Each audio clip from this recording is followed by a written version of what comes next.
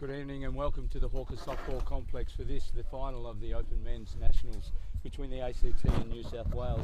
I'm Wayne Cook and joining me again today is Darren Hebditch. Welcome, Darren. Welcome, Wayne.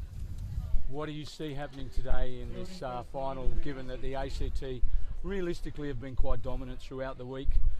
Dropped a couple of games when they pitched some of their younger guys. One of those games was to New South Wales, and New South Wales had a tremendously hard-fought game in the semi-final this afternoon, defeating Queensland 4-3. New South Wales started off the tournament very slow. They lost their first 3 games, but they got their game going. They've had, as you said, a couple of close games, WA and Queensland.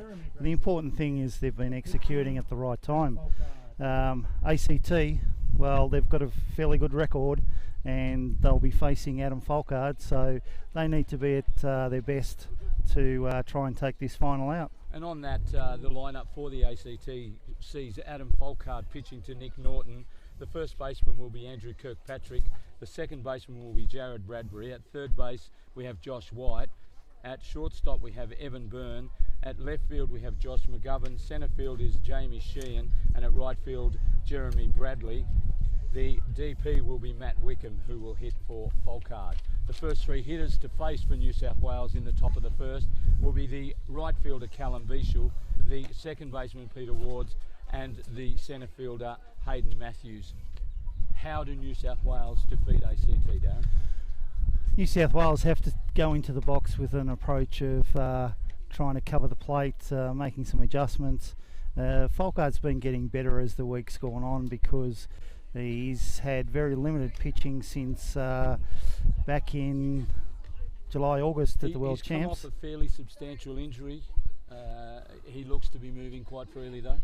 Yeah, he wasn't at 100% when he went to the World Champs, and he was almost there, but he was working into his pitching, trying to get some workload into him when he went to the World Champs, and when he came back, he had a rest, trying to make sure the foot came up, and this is basically the first time he's pitched, so ACT have thrown him quite a bit to try and work him into the tournament.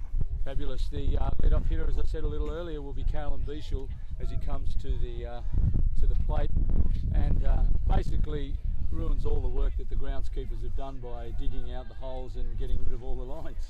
Yeah, you shouldn't have dragged the diamonds earlier, Wayne. Sure shouldn't have. Here we go, Adam Folkard to throw the first pitch of the day. He lets one rip, brings that in high and tight, and Bichel's ducking away, and that's a called ball. 1 ball to count on Callum Bichel. Folkard readies himself again, comes with that one, that comes and hits straight back onto his foot, it seemed. However, that's gone foul, and that'll be a count of 1 strike, 1 ball. Yeah, I thought that also came off his foot, but Bichel took off and there was no call. He definitely hustled up, didn't he? Yes. Bichel this week for New South Wales has been their lead-off all week. He's hitting .438 for the tournament, so that's not a bad effort over 5 full days. Yeah, he's had a great tournament. He's one of those kids that have been in for a couple of years, but he's still developing his game, but he doesn't get lost at this level. So yeah, that's a ball up high, and that gives a count of 2 balls and 1 strike with Adam Folkard. Throws that one down and in, and Bichel fouls it off. Will give us a even up the count at 2 balls and 2 strikes as catcher Norton comes back to retrieve it from the back fence. As a hitting team, New South Wales, I thought today watching the game that Queensland might have been a little bit of a more scary opposition than maybe New South Wales with their power. That's thrown low and coming into the zone, a nice little curveball there, taking the inside corner. Beesham looks and gets struck out for the first out of the game. Brings to the plate second baseman Peter Wards. Going back to New South Wales and their power hitting, they're a team that like to get runners on base and knock them around rather than hit the ball long. That's true, but I wouldn't discount their power. They do have a couple of guys that can put it over, especially Matthews, who's next up. So they do have the potential to put it over. Yeah, excellent. Called strike on the first pitch for the hitter. He takes that one down towards left field. Looks like it's a fading away, and it will be a foul ball. 2 strikes on the hitter. Peter Wards, the second baseman. Walls also this week has had a fairly decent tournament and is hitting 3-3-3.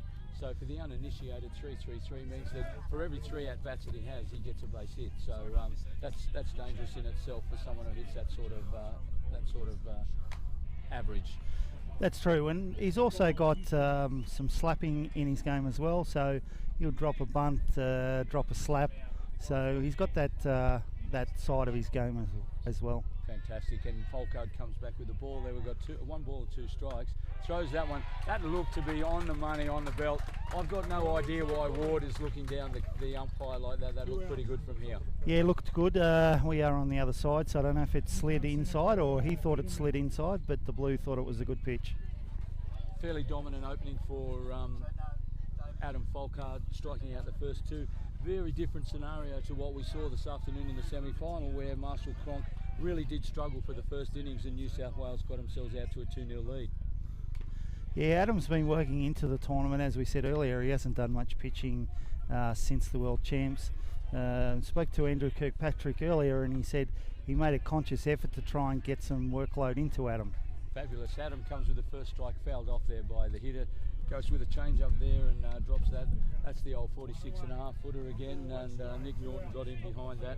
Hayden Matthews, the centre fielder at bat, he now has a count of 1 ball and 1 strike. Folkard puts that one, he puts it into play, does Ed, was relayed from Josh White. Fantastic play over there from Kirkpatrick, stretching, managing to keep his foot on the base, and that's a good start for the ACT. Yeah, Matthews gets a low outside pitch there and tries to drag it across. Couldn't get enough on it, and nice easy play to third base, and a great stretch by Cheese. It was a good stretch, it was well kept up. And the starting lineup for New South Wales in this the grand final game of the Open Men's Nationals will be Harry Peters pitching to Jaden Latch. At first base we've got James Brownlow. At second base we've got Peter Wards. At third base we'll have Mitchell Brownlow. Shortstop Kieran O'Leary. Left field will be Liam O'Leary. Hayden Matthews at centre field and Callum Beashall is at right field. The plate umpire for tonight's game is Jason Carter. At first base we have Lee Evans, second base Trevor Murphy, third base David Casey, left outfield Graham Love, right outfield Dave Kaimona, and the official scorer softball, the official scorer is Liz Hanley. Technical is Peter Wakefield, and the technical backup is Marie Hardwick. We've got more officials almost than players today, Darren. Yes, it's going to cost them a fortune in feeding this bunch. It is. Leading off the ACT in the bottom of the first innings will be Josh Mcgovern, the left fielder, followed by Josh White, the third baseman, and Andrew Kirkpatrick, the ACT captain, coach and first baseman. Having made that great play, he'll hit 3. Mcgovern steps into the plate to receive his first pitch from Harry Peters. Leaves that one alone, gets called inside for Peters. Now Peters, I thought, pitched quite well this afternoon and struck out 9. I don't think he's going to have that luxury this evening. Look, I think if ACT can put a bit of pressure on him, he may struggle to get that 9. Josh Mcgovern has a fair hack at that one to even the count up at 1 ball and 1 strike. Peters delivers again. Mcgovern again goes at 1 down low in the zone, gives himself a count of 1 ball and 2 strikes. Yeah, I'm actually surprised Josh Mcgovern is playing. He's actually off at the hospital with an issue with his finger, and he had it strapped up. And he watches that one, thought it was a little on the outside, gets called, gets rung up there by the umpire for the first out of the game, being of this innings for the ACT at KC. Josh White comes to the plate now. Josh White this week for the ACT has, I think, also had a fairly good tournament, Darren. There we are. He's hitting 391 at the moment, and as we said before, that's pretty good numbers. First pitch is inside and called ball. White's one of the up-and-coming young players in the ACT. He's been in the national side for a couple of years, I recall. No, Josh played really well at Nationals last year, and through a withdrawal, he actually got added. So he was a reserve for the squad for the Steelers. Yep. Got added, went away, had a good tournament. Now he's just blossoming with his game at the moment. Ooh. Check swing on that one. Got called got called on the zone, I think, from the umpire. So we've got to call a ball 1, 2 strikes.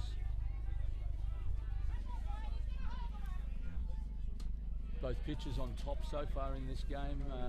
Lets that one low and outside go for even the count up at 2 balls and 2 strikes.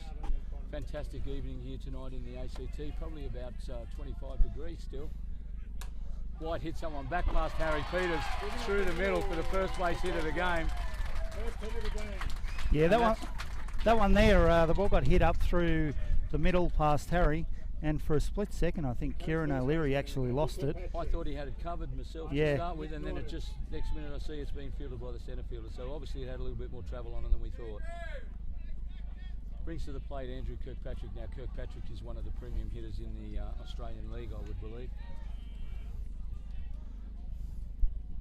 Yeah, Andrew's batting 400 at the moment in the tournament. He's actually hit quite a few home runs, and all-time home run record holder for the ACT. So he certainly tried to take that one deep. That was a big swing and a miss.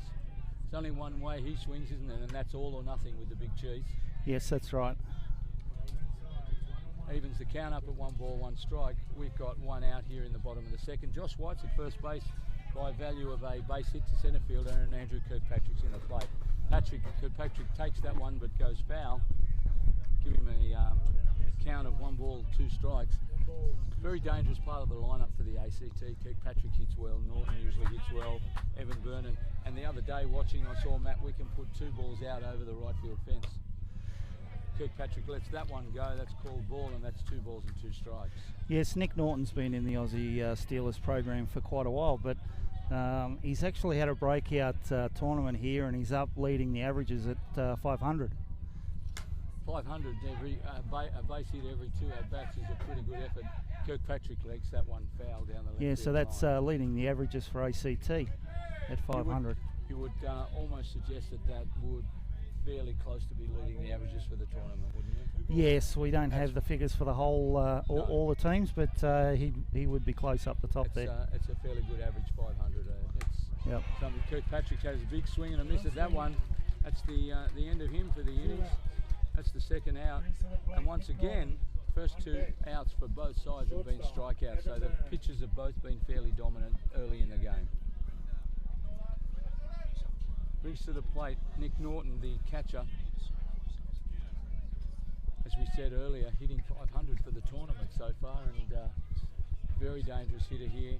Josh White, if he gets one in one of the alleys, could quite possibly score off this. Lets that one go. Gets called by umpire Jason Carter for strike 1. Yeah, Nick Norton, it's got power, can go to the opposite side with that power. Gets that one early, but gets around too much on it and takes the ball foul for a second strike. No balls, 2 strikes. Having played here a fair bit, Darren, this is not a great time of the evening to be playing in the shortstop third base area with the sun dropping and getting in their eyes. Yes, at the moment, you're right, the sun's directly in the shortstop and third base, and I'm not sure, I thought, as I mentioned before, Kieran might have got a bad read or couldn't see the ball. That's quite possible, yeah. Norton takes a ball there, gets one rice pitch there up high, lays off it, evens the count up at 2 balls and 2 strikes. And if we were back in the day, hello Kenny Culpet, he would actually call time and have a sunbreak. Yeah, I'm not sure that it was too much of a sunbreak or a Kenny break, to be honest with you, as that one's called outside for ball 3.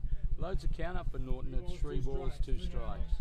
2 out here in the bottom of the first innings. The ACT with a runner at first base in Josh White by way of a base hit to centre field earlier in the innings. Here comes the pitch again. Norton lets that go.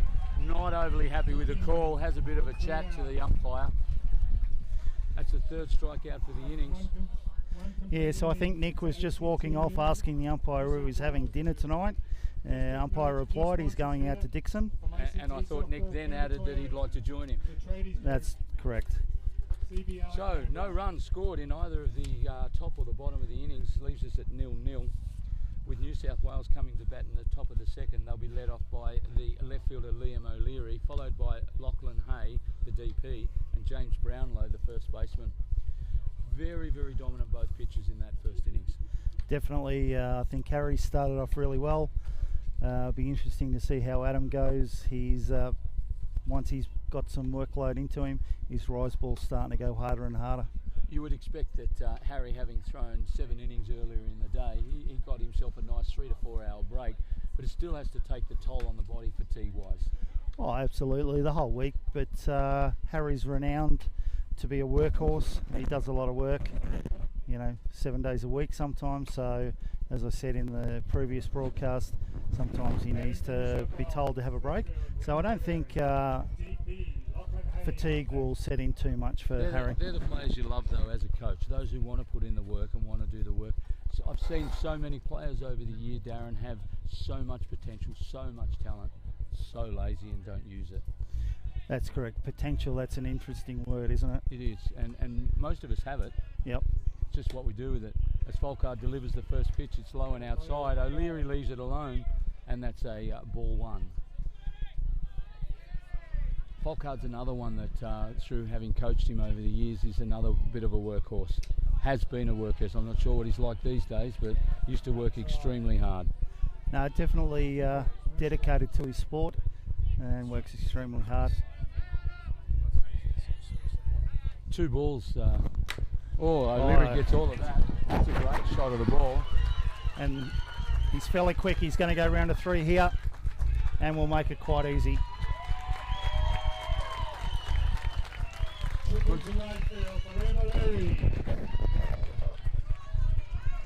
Good shot of the ball there. That's an outstanding piece. The right fielder basically just turned.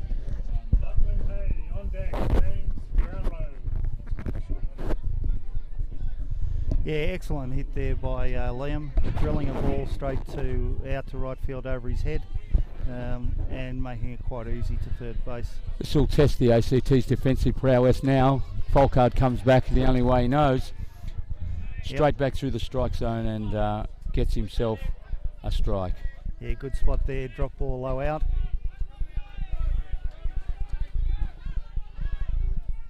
Lachlan Hay faces up for the next pitch, and that one's inside and low for a call of ball. We got 1 ball and 1 strike. James Brownlow will be the next hitter, followed by Mitchell Brownlow. I'd suggest they're brothers, Darren. That's correct. Hay fronts for a bunt, pulls back on the slap, and that one's a little low again. And having spoken about the dominance of Folkard in the first innings, he's started the second innings a little bit less dominant. Correct, that pitch that got hit out, but now he's just sprayed a couple.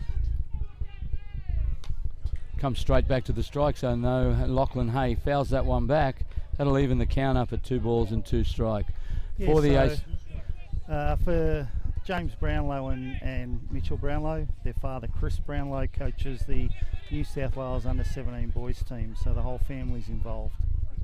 Which is usually the way. Folkard fights back with a strikeout there of Lachlan Hay. So we've got a runner at third by value of a line drive over the right fielder's head to the fence for Liam O'Leary, and Mitchell Brownlow now comes to the plate. I apologise, we've got James Brownlow coming to the plate. I listened to the on-field commentator and he steered me down the wrong path. Yeah, he crossed you up. He crossed me up. Adam Folkard comes with a ball low there, so we got 1 ball, no strikes. James Brownlow is the first baseman for the New South Wales side. And he's had not the greatest of tournaments, hitting 190 so far. That one's inside and called strike from the umpire. So 190, not the greatest of hitting averages, but Yeah, James batted really well a couple of years ago and forced his way into the Steelers program. Yep. Well, he's done the damage right there for the New South Wales side. That's an exceptional piece of play out at centre field. Magnificent. Ball was going through the alleyway, and the centre fielder, Jamie Sheehan, head first dive, fielded it, picked it up and got it to second, kept it down to a single. Could quite easily have been a double, and that puts New South Wales ahead 1-0. Brings to the plate Mitchell Brownlow with a runner at first base, New South Wales having scored a run in this innings. It's a called strike there from umpire Jason Carter. Mitchell Brownlow at the plate. Runner at first base by value of a base hit to the centre fielder, which scored the go-ahead run, Liam O'Leary, 1-0 to New South Wales. Another called strike there. That one looked fairly down the tube there, Darren. Yeah, no, I think he's just trying to have a bit of a look there, but he'll probably go after the next one. Does so, hits it foul. Umpire Carter very, very sure on that one. New South Wales supporters and players not so sure, but that'll go down as just a foul ball. Yeah, New South Wales bench going off there, but looking down at the coach, Adam Sheen, indicates that it was out by about 5 centimetres. I would suggest that given there's 3 umpires down the line there in line with the third baseline, they might have got that right. You would hope so. Yes, you would. Oh, just gets a little bit on that, wasn't too sure. Just made the contact that he needed to check swing. We have a count of no balls and 2 strikes, and Mitchell Brownlow is working very hard to continue the run for New South Wales. Folkard readies himself again. Comes with a pitch. Good pitch there. That's a drop ball. Yeah, very good pitch, and just did him for speed, I thought. Yeah, absolutely. That's the location to be throwing to Mitchell, trying to keep the ball away from him. There's not a lot of hitters in world softball, I think, that really like the ball going down. No, and that was an excellent location as well. Yep. Brings to the plate Kieran O'Leary after his brother having hit a triple. See what's in order for him. He's the shortstop. Made some brilliant plays in the early game today. Oh, that one gets away from Norton, which will move Brownlow over to across to second base. Just wondering there, Darren, would you put that down as a pass ball or a wild pitch? I thought that Norton should have caught that. Yeah, definitely. I would have thought Nick would have caught that type of pitch 99 out of 100 times. Perfection's very hard to attain, so 99 out of 100 is probably right. So O'Leary gets himself ready again. Folkard is facing up, taking his signal, ready to take the pitch now. Takes his time, a little longer than normal there for Adam. Let's rip with another drop ball. Drop ball seems to be the pitch that's working the best for him at the moment. Yeah, I think earlier in the week, as I said, his rise ball didn't have much pop on it, but it's been getting better and better. But that drop ball is snapping hard. Folkard readies himself again. We've got a count of 1 ball, 1 strike. O'Leary steps out. Wasn't happy with the time Folkard was taking. Gets himself ready again. On deck we have Jaden Latch, the catcher. Folkard comes again. Well, that looks a good pitch. Unfortunately, it's a little out and called so by the umpire. So we have 2 balls, 1 strike on Kieran O'Leary here in the top of the second innings. New South Wales leading 1-0 and got a runner at second base, 2 out. Folkard readies himself again. O'Leary's again not happy with the time that Folkard's taking. Steps out of the box. A little bit of cat and mouse here. Yeah, Adam's just trying to take control of the tempo here, making sure he pitches when he's ready. And interesting enough, pitched far quicker on that one. Hit the plate, rocked back, away we went. That's right. And that's a swinging miss for O'Leary there. Evens the count up in 2-2. Folkard and Nick Norton meet in the middle for a little bit of a conference. Having been a catcher for many years, Darren, what do you suggest that Norton would be saying to Folkard? Well, I'm not sure there if Adam might have crossed him up. Yeah. That could have been the case, and he might be just sort of... Don't do it again. Well, there's a runner out at second base, so they're Yep. probably talking about the signalling system, Yep. making sure that he can't pick it up and relay it to the hitter. Excellent. Here he comes again, Folkard. That one's down and low, and that'll give a full count now to O'Leary. So what normally happens is we have a very basic system until we get a runner at second base, and then there's many different systems that you might want to use, a pump system, a key system, Second to make signal, it harder. third Yes, signal exactly. system. Yeah. There's that drop ball again working for Adam Folkard. And we talk about the dominance of pitchers, and whilst they got 2 hits in that innings and scored 1 run, for the rest of the innings Folkard dominant again. Yes, he was, but you can't take it away from New South Wales. They got out after him at the start of the inning, got a good hit and put themselves up in front. So at the bottom of the second innings, trailing 1-0, the ACT will have Evan Byrne leading off, the shortstop, followed by Matt Wickham, Jamie Sheehan. It's very early in the game to be too worried about what's been going on here today, Darren, but New South Wales this morning jumped out against Queensland and unfortunately relinquished that lead. Well, didn't relinquish the lead, but let them tie it up at 3-3 until in the bottom of the seventh they scored the winning run. Yeah, look, we're dealing with elite sport, so if you don't expect a team to come back at you, then you shouldn't be in the sport or at that level. You can't expect to control the full 7 innings and have it your way. But they held on to make sure Queensland didn't get in front, and then they kicked away. Magnificent play to end the game. I think it was a double play. Was it to the third baseman? Yeah, touched the baseman. Base straight across to first base, double play. Otherwise, New South could have been in a spot of bother if they'd only got the one. That's right, but at this level you hope that the games are nice and close. Unless you're on the winning side and you're in front. Yeah, and you're the coach and you're in the dugout and you don't really care what the score is. Yep. So that's a strike there, and we got a count of no balls, 2 strikes on Evan Byrne, the shortstop. Faces in again, takes after that one, fouls it back, keeps the count at no balls and 2 strikes. Byrne will be followed by Matt Whitten, the DP. Wickham has hit quite well this week, it seems. He's right up there in the statistics as well. Yeah, Matty Wickham's a unique hitter. You look at his technique and it's not picture perfect, but if you tend to lace one up around his chest, he's got the power to put it over. Looks to have a very strong upper body and uses it very well. Yeah, definitely.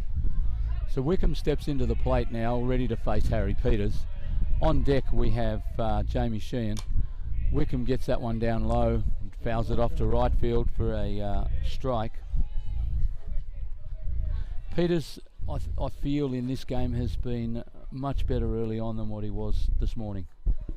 Definitely, he seems to be controlling the hitters at the moment for ACT. Seems to have command of all his pitches at the moment. That's right, and ACT have basically gone through the tournament at their own speed, their own pace, getting the hits when they want. Harry's doing a great job at the moment, so we'll see how it pans out. And if they were to get on to Harry, do you think that James Darby would be the next go-to? There's that pitch we talked about being up on Wickham, and he just loves it up there and drives that into centre field for a base hit. Yeah, he didn't quite get all the bat on it, the barrel on it, but enough to get it out to centre field. Brings to the plate the centre fielder Jamie Sheehan. On deck will be Jared Bradbury, the second baseman, and he'll be followed by Jeremy Bradbury, the right fielder. Yeah, so Harry Peters will be trying to keep the ball up here. Jamie's a very good down ball hitter, extremely good on the down, so we'll see what happens with the calling. There's a called strike there, and that one actually looked to be a little down and out. Yeah. So obviously trying to set him up, get him down there and then come up. There it is again.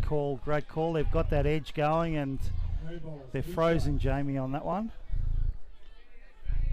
So as we called earlier, painted the outside of the plate. And there's that pitch up. So that's the second out of the innings, and you called it perfectly, Darren. They set him up down low and then went high, knowing that it's not his best pitch to be. I think what New South Wales did well there, when they went down, they kept it well out. There's a ground ball over towards. So they threw across the first base to Brownlow, and ACT have completed their inning. Scoring no runs on one hit. No runs, one hit. No error, one player left on base. And we are in a situation that after 2 completed innings, the ACT trail New South Wales 1-0. The lead-off hitter for New South Wales at the top of the third innings will be their lead-off hitter, Callum Bichel, followed by Peter Wards and Hayden Matthews. The lineup for the ACT here at the top of the third has Adam Folkard pitching to Nick Norton. At first base, Andrew Kirkpatrick. At second base, we have Jared Bradbury. At third base, we have Josh White. And at shortstop, we have Evan Byrne. Left fielder is Josh Mcgovern, the lead-off hitter. Centre fielder is Jamie Sheehan, and the right fielder is Jeremy Bradbury. Adam Folkard is the pitcher, and he is being hit for by Matt Wickham. So, the top of the third innings. Jaden Latch. On deck, Callum Bishell.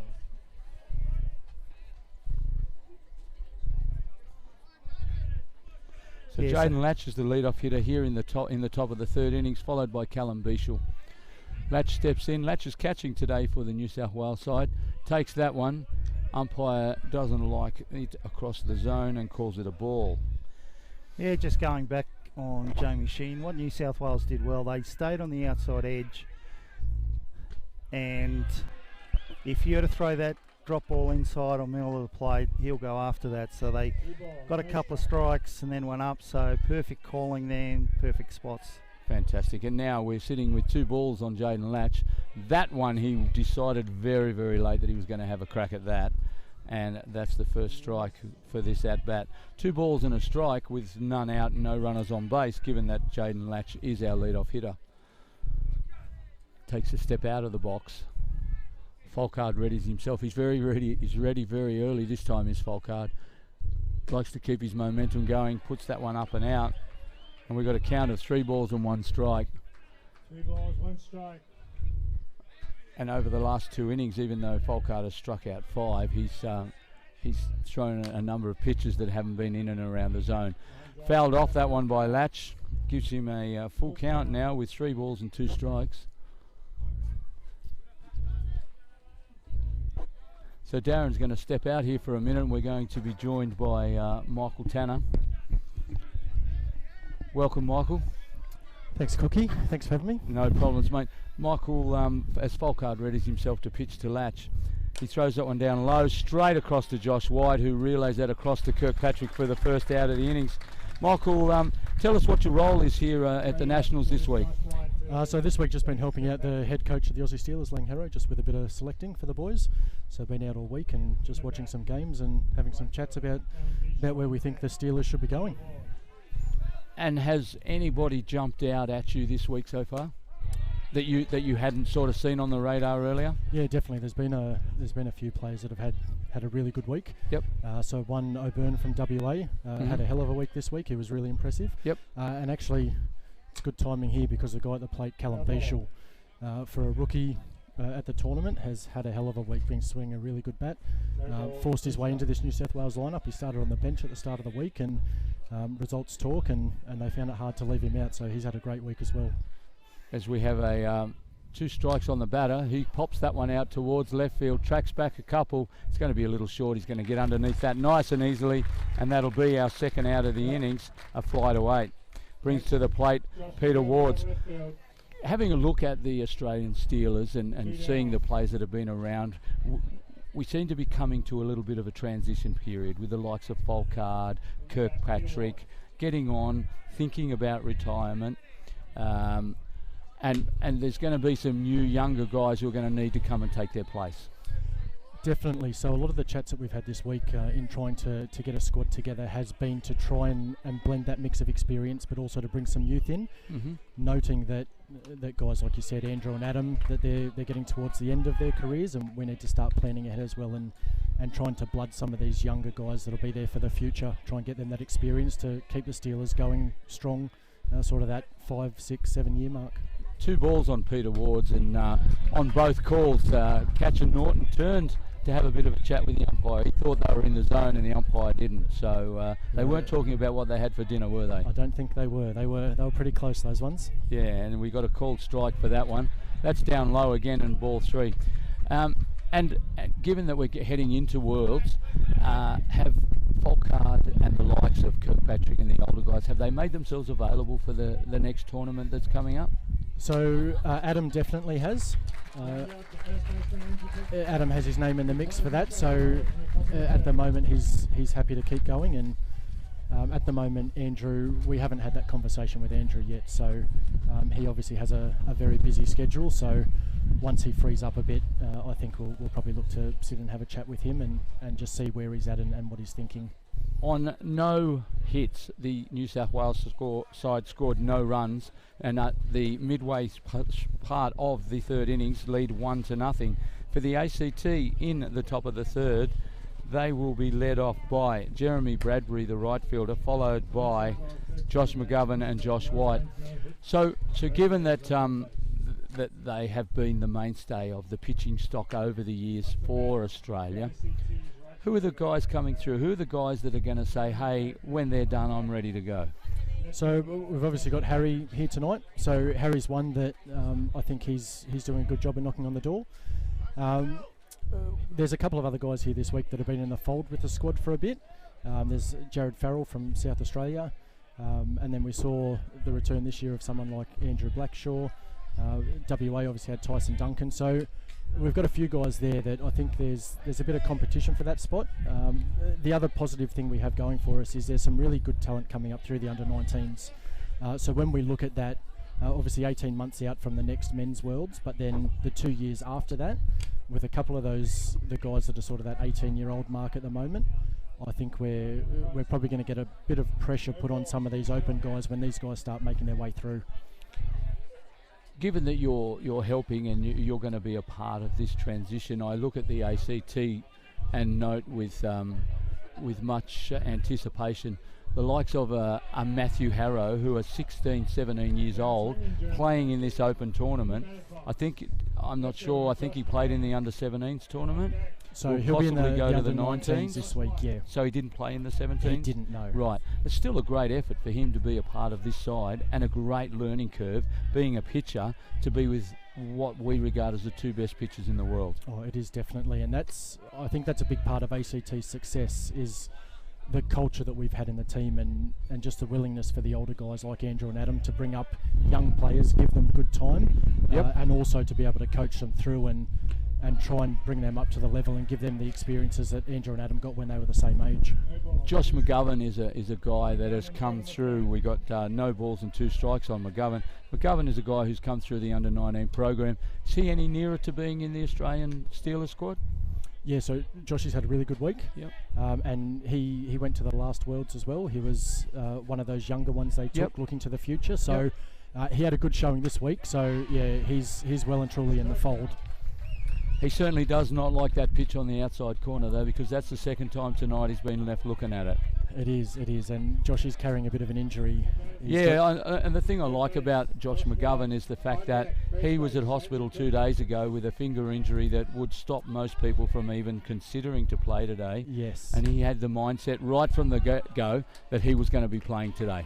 He did. I think Andrew would have had a hard time keeping him out of the lineup today with the mindset he came with, which is obviously something, as a coach and a senior player, that's something you want to see from the young guys. You do. You like to see him want to tough it out. As Josh White hits the ball across to the third baseman, who jumps up, makes quite a good play, gets it across to the first base, and that retires the ACT. They scored no runs on no hits, and they are still trailing New South Wales 1-0. The lead-off hitter for New South Wales in the top of the fourth will be Hayden Matthews, followed by Liam O'Leary and Lachlan Hay. So we've spoken extensively about the guys in the Steelers side from the ACT. Obviously, you and I both, having been coach player in the ACT, we tend to know them a little bit better. We do. Talk me through some of these kids that you think are going to be the future of Australian softball. So there's been some great guys here this week. So we had... I know you can't give too much away, because if you start naming names and stuff like that, I understand that. But just give us an insight to the future of the Australian side going forward. So there's been some good middle infielders. So Dawson Summers, he was one that certainly looked good this week. And can run too. Certainly can run. Gives some good options in the box as well, which is always, looking at the makeup of a team of 17 players, the options in the box is a big positive. We've got Jeremy Waters from Queensland, who again he was pretty impressive this week. So I think someone moving forward, the more experience he gets, the better he'll be. Having been out of softball for a little while and not seeing so many of the players, Hayden Matthews I've watched. I've done the scoreboard a few times. I've been suitably impressed in what he does as a centre fielder. Not just the way he fields the ball or the fly balls that he takes and stuff like that, the talk that he has with his fellow outfielders and infielders. He seems to be in command out there. Is he a member of this Steelers squad, or is he? He is definitely, and I would certainly echo those comments. I spent some time in the outfield watching some games this week, and the way in which Hayden ran his corners in the outfield, it was impressive. And someone now that's had that experience at the ISF level, he's got a couple of nationals under his belt now, so using that experience and really pushing forward and leading that outfield is a really good sign. Yeah, as Falco comes again, that's another long shot. I think that one might be out of there, and that's going to give New South Wales the lead of 2-0. So Hayden Matthews goes deep. Talking earlier with Darren, he actually said to me, the one guy in the New South Wales side that you really have to be careful of is Hayden Matthews. And in the semi-final today, the Queenslanders intentionally walked him later in the game. They did, definitely. He's got hot at the right end of the week. These last 3 days, he's been swinging a really good stick. Yep. It's only the top of the fourth, but we're starting to get deeper into the game. The ACT side definitely have the cattle to be able to come back from this 2-0 deficit. They do, definitely, and I think the thing on their side as well is they have that experience. People like Andrew Kirkpatrick, Adam Folkard, Nick Norton. These guys they've been around the traps for a long time now, so this isn't the first time they've been down in a big game. So I think their composure should hopefully shine through. And you would hope, given that they've dominated so much this week, that the younger players in the side have learnt a lot, and they're going to come forward. And now's the time, if you want to put your name forward, that you stand up. You're down 2-0 in a game you're expected to win. Realistically, you've dominated the tournament all week. Yep. Here's a great time for someone to step up and go, well, you know what, I'm ready. It is, definitely, and hopefully, with me wearing my blue top today, hopefully in the next inning or two we can see that happen. Well, maybe we'll get Michael Tanner out playing first base again. I think we'd be getting deep in the lineup if that was going to happen, Cookie. There's a fly to 6 from Liam O'Leary. Evan Byrne tracked it back and took the catch quite easily. Brings to the plate Lachlan Hay, who swings at one, misses, and we have a call of 1 strike. Well, thank you, Mick, for coming in and giving us an insight on what you're doing here and what the Australian Steelers are doing here. Gives an insight to the people out there that we're not just sticking with the same 10, 12, 15 guys. We're actually looking outside the square. So thanks very much for your time. Really appreciate it. Thanks for having me, Cookie. No problems. As Folkard comes again to Hay, that's a ball, and gets the count to 1 ball and 2 strikes. Well, Darren, you joined me after your man Hayden Matthews, who spruiked him all week, put one deep over the centre field fence. Yes, I just thought he had one in him, and he came up the goods. He certainly did. That was a fly to 6 again from Lachlan Hay, which brings to the plate James Brownlow. Brownlow had a hit to the centre fielder last at bat. Oh, takes that one inside, but the umpire liked the look of that and gives him a call of strike. 1 strike on the hitter. So 2-0 down. I spoke with Michael Tanner about what they're doing and how they're making sure that this Australian side continues to grow and bring new players through. I asked him the question, do the ACT have the cattle to get back from a 2-0 deficit, and he was adamant that they did. Oh, absolutely. I mean, as we mentioned earlier, Kirkpatrick's been hitting a storm. You look at the stats, you've got Nick Norton batting 500, so it's just a case of them getting back in the groove, getting the right pitch, and trying to put the ball in play and see what happens. A couple of back-to-back hits and all of a sudden the game changes, as we saw this afternoon when Queensland came back from a 3-1 deficit to level it up at 3-all. Absolutely, and I think what ACT have got to do is make sure that they don't just drift in the game. If they let the game drift, then New South Wales, I mean, undoubtedly they've been batting really well in this game so far. So we had a count of 2-2. He fouls that one off to leave the count at 2-2. The weight of expectation is an enormous thing in these sorts of tournaments when you travel along as easily as the ACT has and get to a final like this. The pressure is really all on them, isn't it? People are thinking that it's their game to lose. Absolutely. I think in the past that weight of expectation hasn't kicked in because they've got quick starts and they've got off to the quick start and been in front, but we'll have to see what happens now. They're behind. New South Wales are playing well, and Harry's hitting good spots, so the challenge is there. Coming to the bottom of the fourth, the score is now 2-0 after Hayden Matthews went deep with one there over the centre field fence. Leading off in the top of the fourth inning, at the bottom of the fourth inning, will be Andrew Kirkpatrick, the first baseman, followed by Nick Norton, Evan Byrne and Matt Wickham. If they're going to do it, this is the time to start. This is the middle of their order, the strong part of their order, and hopefully we get a couple of back-to-back hits and really start to make things happen. Absolutely, and this is their heart of the order, and potentially, you know, it depends on if they can get back through to that top order before the end of the game. Kirkpatrick, we spoke about earlier, is one of the guns of the ACT side. He's had a good week as well, hitting 400. Right now, being their captain coach, we'll be looking for him to start this off and get at least a base hit, put a little bit of base path pressure on. Absolutely, and you know, Harry's been pitching really well, and especially to Kirkpatrick the last time round, so it's going to be a battle of patience, I think.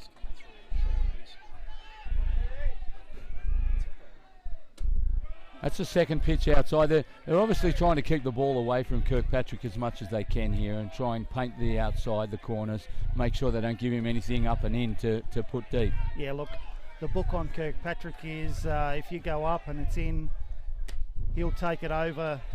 Right field, generally teams are trying to work him low and away, but you can't be predictable because he'll make the adjustment and go after that low out pitch.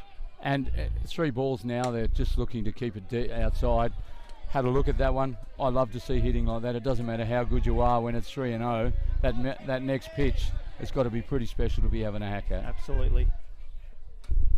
Kirkpatrick gets one up and in. Gets himself a base on ball. And that's how the ACT needed to start now. Now they need a couple of hits. Kirkpatrick's actually quite tidy on the bases too. He runs pretty quickly. Yeah, Kirkpatrick's actually quite athletic and quick. Used to play football back in the day, so for a big guy, he can get going. He good ruckman, I believe, in his younger days. Yes, I believe he played for the Woden Blues back in the day. He did have a couple of games with the Woden Blues, but when you're 27 foot 14, yeah, it's easy to get the tap in the ruck. As Norton takes a ball inside, we've got a runner at first base in Kirkpatrick. There's that outside corner again. Harry Peters has lived out there tonight. Yeah, we've got Jaden Latch who's setting up outside, and he's hitting a good spot, Harry Peters, and they're getting the call. Umpire Carter is really helping out out there. That's fouled way back by Norton to give a count of 1 ball, 2 strikes. As Peters gets himself ready to come at Norton. Norton, the number 4 hitter for the ACT, as we spoke of earlier, hitting 400 for the 500 for the tournament. We're looking for him to do a little something here for the ACT. Unfortunately, he's missed that one, and that's his second K2 of the day, and that'll be the first out for the ACT and bring to the plate Evan Byrne. Evan Byrne's week has been quite successful, also hitting 294. And do you think the ACT might need to change up their strategy a little bit and maybe put the ball on the ground and make some running happen? I think it depends on who's up to bat. If they get the right person up, I think they might have to. In terms of Matty Wickham, who's up next, running bunts probably not the option for him. No, but given that we've got Evan Byrne in there now, would you look at it? Well, you won't now with 2 strikes on, but Byrne readies himself to receive. Lays off that rise pitch that he, having swung at the previous one, and Peters was really looking for him to get after that. Showed very good discipline, and he's got a count of 1 ball and 2 strikes. Yeah, Wickham, as we said earlier in the on-deck circle, has been very strong for the ACT this week. Absolutely, and the challenge is, can he do it at the right time? Well, Byrne pokes that one to right field. Unfortunately, it's going to go foul for him, and that'll leave a count of 1 ball and 2 strikes. I think the hard thing for ACT is that the head coach, Andrew Kirkpatrick,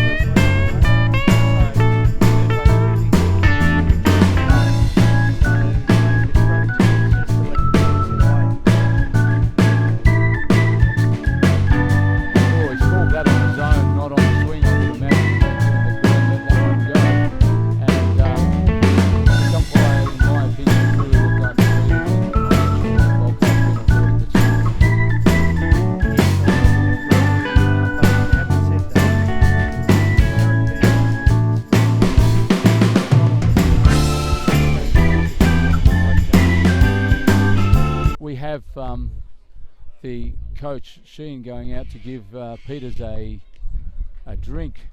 I thought he might have been going out to converse with him as to whether they intentionally walk Wickham or whether they go at him, given that following Wickham up will be Jamie Sheehan. Interesting that you would call time and take your pitcher a drink in the middle of an innings, Darren. Especially when the temperatures drop to about 20 degrees. Yes. So, anyway, they haven't decided to intentionally walk Wickham. We've got one out. We have a runner on first. We actually have two out.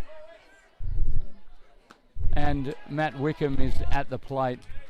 Takes a ball on the outside there. Two out with a runner on first. The ACT looking to make something happen very, very shortly. Goes up again, and Wickham was only just underneath that. That's his pitch. That's his pitch, yep. Right there. He's all over that. So yeah. Harry will need to be careful if he wants to go up there again. If you go up to Wickham, you got to make sure you get it up to his shoulders. Yeah, he doesn't mind the long ball, does young Wickham. Keeps that one down and in. Wickham lets it go, gets the call in his favour. 1 ball, 2 strikes. Yeah, good choice. If I was out there, I'd be going low and in on Wickham. So.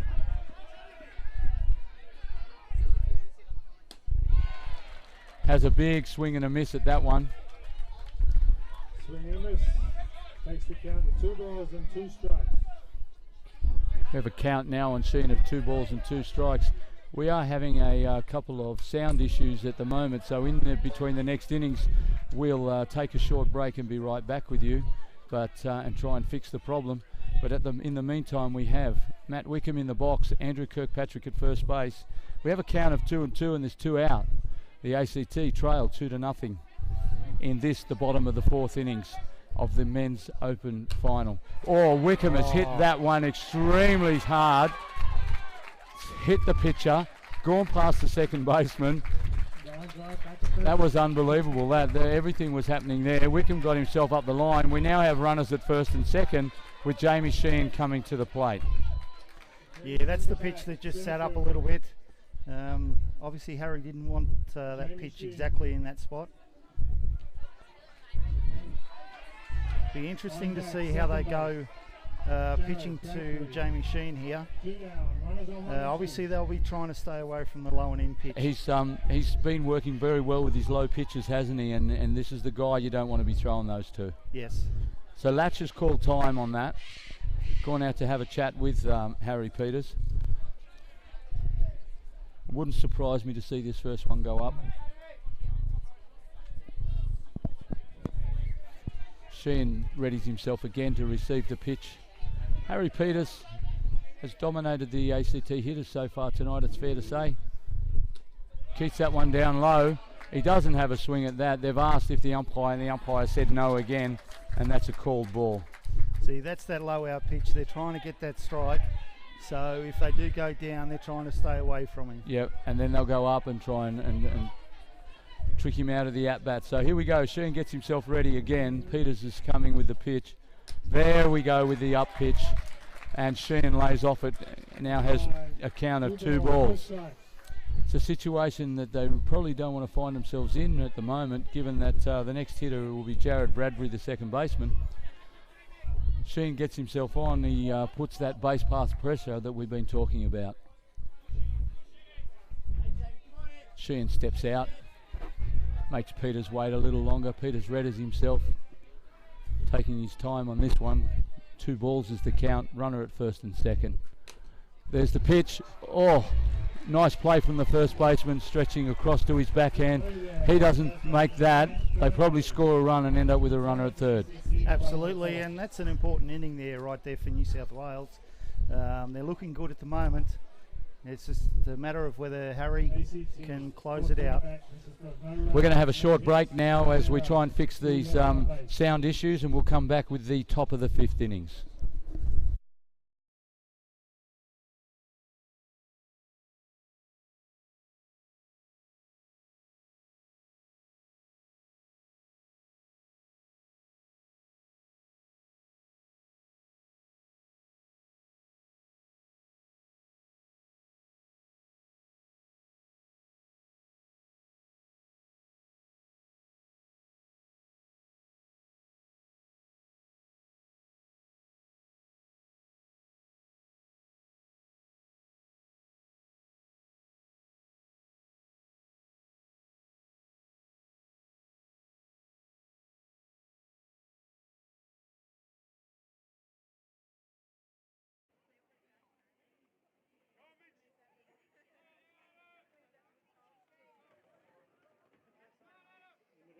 South Wales at the top of the tip.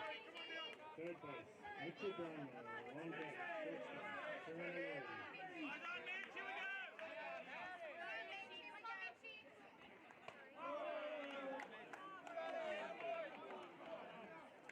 Still, are we?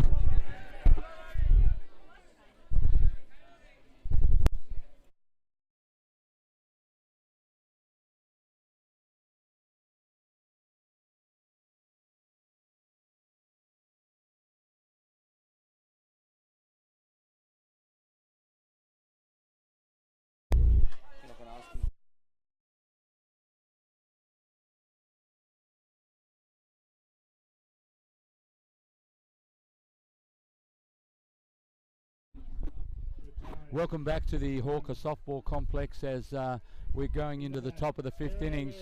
Folkard struck out the lead-off hitter, and I'm going to make way now for Australian Steelers coach Lang Harrow. He's going to have a chat with Darren and give a little insight into how he's going to fit me into the Australian side. Oh, no, how he's going to select his Australian side. So at the moment we've got Kieran O'Leary batting for New South Wales. We've got one down, Mitchell Brownlow, who's just been retired. So at the moment, Lang, the game, New South Wales playing extremely well, made some good contact with Adam Folkard. What do you think ACT need to do? Yeah, listen, New South Wales, they have got off to a good start, and you know, they've had runners in scoring position, and they got their key hits when they needed them, and Matthews followed up with nice solid home runs. So yeah, ACT, I guess you got to get runners on base. You know, they've had opportunities, you know, that last inning there, runners in scoring position, and didn't execute. So they just got to keep plugging away, and another 4 innings to go. Yeah, that's right. And we just had Kieran O'Leary strike out there. So next up to bat for New South Wales is number 75, the catcher, Hayden Matthews. So in terms of the Steelers program, what's the program for the next 12 months to 2 years? Well, I guess, you know, it's a quick turnaround. We only pretty much have 18 months till our next World Tournament, our next tour, which is to Czech Republic. Unfortunately, we don't have a lot going on. Ball dropped out there by Jamie Sheen. You know, we're unable to attend the Challenge Cup in New Zealand coming up in February, and that's just due to financial costs and that sort of thing. So we're just hoping to get the junior Steelers into camp in April, along with bringing a few, hopefully up and coming potential Steeler players. So we just had Hayden Matthews hit a ball out to Jamie Sheen, pretty much a routine, but he misread it, and Jaden's on first base at the moment. So we now have Callum Beashall in the box, so number 27 for New South Wales. In terms of Callum, if I can get the stats up, he's been leading the averages for New South Wales, and he's batting .438. So in terms of the junior Steelers, last Junior Worlds in Midland, Michigan, what areas do you think we need to improve on to take the next step to get a medal and even get a gold medal? Well, I think one is probably pitching. That's a big key for us, and hitting speed. I think we lacked speed the last tour, and you know, we probably got found out a bit on that. So hopefully, from what I've seen from here, and I can see the potential coming up to the 19 Nationals, that we're probably going to address that, and hopefully as selectors in that, we can come up with a good team. So we just had Callum Beashall there ground out to Josh White, who threw it across to Andrew Kirkpatrick to retire New South Wales. So currently the score is New South Wales 2, ACT 0. So in terms of nationals for the junior, the under 19 Knox Bailey Shield, it starts on Monday, is that correct, in Sydney? That's correct, yep. And so what are you hoping to see out of the tournament from the players? Are you excited at the talent that's there? Yeah, it's it's going to be a long week. Obviously, temperatures are high in that, triple round robin. So players are going to get plenty of opportunity to perform, and I guess you just want to see consistency. You want to see a lot of hustle, a lot of intent on what they're doing in the batter's box and execution. So for ACT, we've got number 10, the second baseman, Bradbury, up to bat. Exciting times for men's softball in Australia. I believe that Softball Australia are trying to implement a little bit better program for the juniors. I believe the camp in April for the junior Steelers will actually include some under 23 players. Yeah, whether it's under 23, that's, we may go over that, which is fine. But I think it's always been the success of the junior Steelers is always, we've had camps, and I think that's just the backbone of the program that we've just been missing the last couple of tours. So in terms of World Championships, our first World Championship goal was back in '97. We were extremely successful with 4 straight goals. Where do you see that, I don't know if gone wrong is the right word, but where do you see other countries have caught up to us? I would say pitching depth has been a big factor, and just a lot of skilled players, and not just 3 or 4 players. It's just right through the lineup, and I believe they're just getting more exposure to the game. You use Argentina for example. They'll go away on tour for a year and a half out before they're due to World Championships and that. So countries like that are gaining experience. Czech Republic, they're doing a lot of traveling on that, so they're just moving up in the world. So for ACT at the moment, number 39, the right fielder Jeremy Bradbury's batting. He's fouled that off straight back. Yes, I know with Argentina, we went to Paraná where they had the new high performance centre they were building, and they had camps, and I know they were telling us they were doing tours to the ISCs, camps and so on. Obviously other countries have taken what we were doing early on and tried to build and do extra to get ahead of us. Do you think we're far off? I don't believe so. I think what's encouraging, and we're seeing a lot more of our juniors jumping into the senior ball, and that's always been a big part of our game. Is our kids, they're allowed to play the junior ball, where sometimes other countries they get held back, and they just keep going with the mature players, so they don't limit it to their opportunities. You look, even Canada, for example, this year they've already named their team, and I think from a junior side of it, that's got to be first, where they've named it 6 months, 7 months out from the tournament. Absolutely. I remember in 2005 when we went to PEI in Canada, and they actually had a camp. First time seeing their players 10 days before the World Champs. So they're obviously taking a different approach to try and get to the top level. Yeah, and I think that result, it showed at the last Worlds in Midland, and obviously, they're looking at going to the next level, jumping up into that gold medal game. Well, we just had Jeremy Bradbury strike out there, so Harry Peters is still firing well. Now up to bat is the original leadoff number 21, Josh Mcgovern. Well, thank you, Lang, for your time. It's been enjoyable chatting, and I hope the listeners got something out of that. Yeah, I hope so. And thanks, Darren. It has been fun, and it's just great exposure for our game, and coming out of Canberra, and we got a fantastic crowd here, great atmosphere, and a good ball game going on.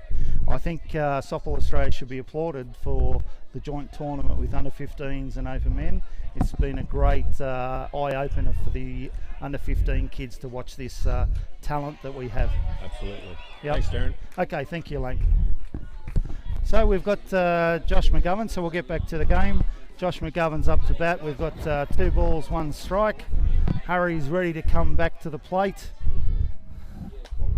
And there he goes, very close, and that's been called a ball. So Wayne's just about ready to join me again. And so we got 3 balls, 1 strike on Mcgovern.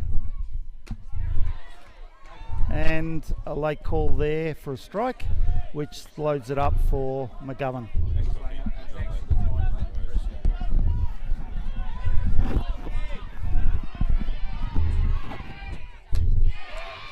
Oh, very close. Same spot, maybe a fraction inside, but that's been called a ball.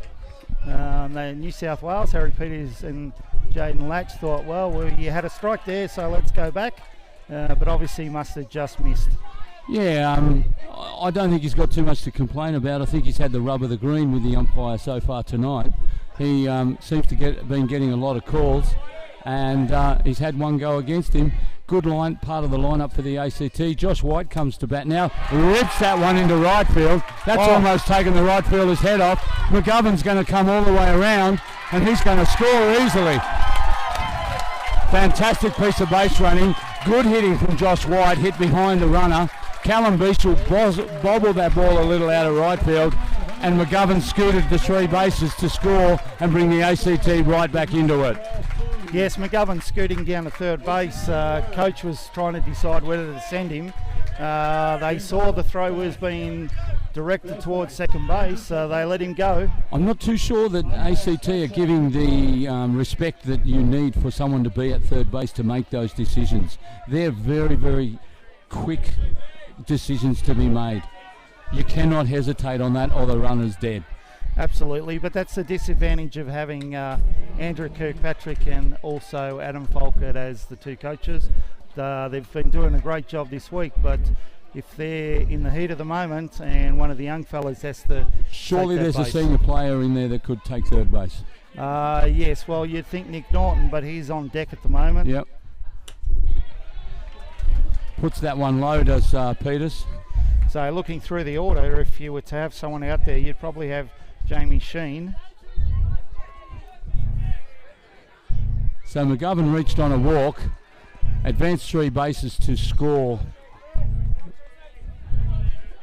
on Josh White's hit, which was a single to 8. We got a scoreline of 2-1. We now have Andrew Kirkpatrick in the box.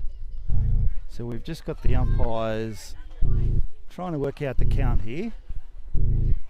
Maybe they could come and ask us. We know what it is. Well, you do anyway, Wayne. All right, so Kirkpatrick readies himself again. That one goes up.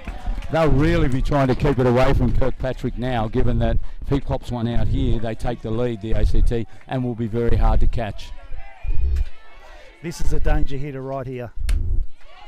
Oh, and that one gets through.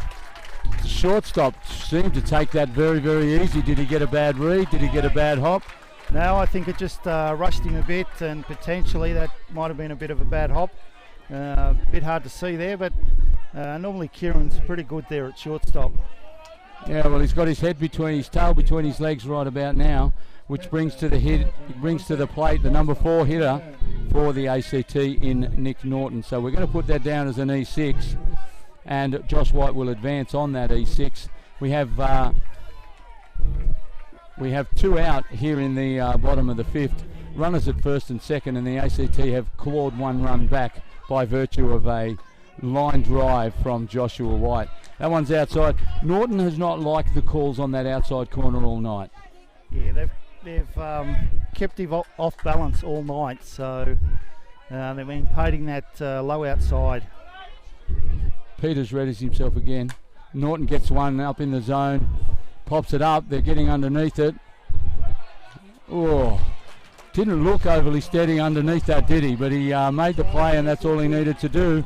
It's not before the ACT claw one back, and at the bottom of the 5th innings, we now have a scoreline of 2-1, and it's going to be a dogfight towards the end. Hopefully it'll be a grand finish, great for the spectators, and we still have quite a lot of the under 15 players here from the regional tournament. So in the top of the 6th, the New South Wales will have, what have you done to me here, Darren? I believe... Oh, sorry, mate. I was busy chatting to Lang and forgot to fill out your scorecard. Coming up to bat for New South Wales, second base, Peter Ward. Okay, we've got the second baseman, Peter Wards, who's going to be the lead-off hitter in the top of the 6th. He's going to be he's going to be followed by Hayden Matthews.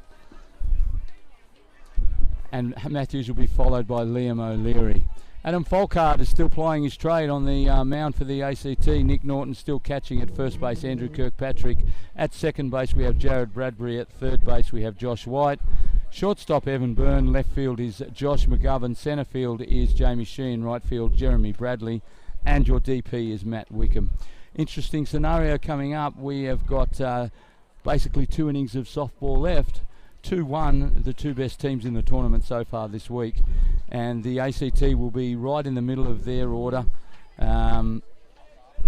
with Evan Byrne to be the lead-off in the bottom of the 6th, and New South Wales are pretty much at the top of their order, coming into the middle, coming into the power. So the first one's down low from Folkard for ball 1. Peter Wards hasn't done much so far in the game today. He's had a KC and a put out to 3. I think it was on a bit of a dribbler down to Kirkpatrick. That one paints the outside corner of the plate, and that's a called strike to give us a count of 1 ball and 1 strike. Energy levels need to rise, I think, here for the ACT, Darren. Folkard again has painted that outside corner, and he's now starting getting some of the calls that he feels he was missing earlier in the game. Yes, I'm not sure if that clipped the plate, but if they've made an adjustment and they've brought it in a little closer, or what they've done, but he certainly, Norton was not happy with that.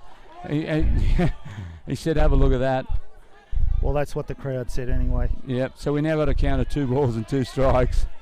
Wards wasn't fussed, he's pretty happy with the call. Folkard delivers that, goes straight out to the centre fielder. He seemed to rush in on that a little bit and catch himself unawares. Yeah, that's right. I had to pull up quick, but covered it, so Jamie Sheen took the catch. So that's a fly to 8 in the first out of the innings. Brings to the plate the centre fielder Hayden Matthews, who in his previous at bat sent one very, very deep over the centre field fence. Big swing and a miss. Folkard goes with the rise pitch, gets past the bat of Hayden Matthews for strike 1. Matthews steps out. We'll take the opportunity to talk about a couple of the partners for the Australian softball. So Folkard reels, he goes and fouls it off. So Softball Australia sponsors, we'd like to acknowledge the principal partner, the Australian Sports Commission, Eastern Australia, Greatrix Australia, V Insurance, Sportlink International, Travel Stream, and Evo. Envisio. Envisio. Must be my handwriting. Could well be. We have Hayden Matthews at the plate. Folkard delivers. That one's down low, left alone by Matthews for a ball. We have 1 ball, 2 strikes is the count. We have 1 out. Peter Wards flew out to the centre fielder Sheehan. Matthews readies himself to receive again. Folkard goes down low again, looking for that short rise from the low up into the zones around the knees.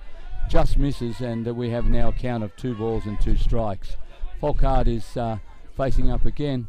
Let's rip with that one. Matthews gets some of that on the bat. Unfortunately, it's gone straight up, and the second baseman comes around and takes a nice little one-handed catch. A little bit of hot dogging there, but made the out. Yes, that's right. He's not shy of a little bit of hot dogging.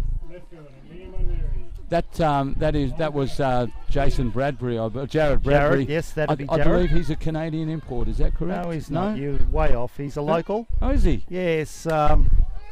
You're actually thinking of Justin, who's on the bench at the moment. There you go. Both their names start with J. As Bradbury, the local, rips across again, takes the second fly ball of the innings to end the innings for New South Wales.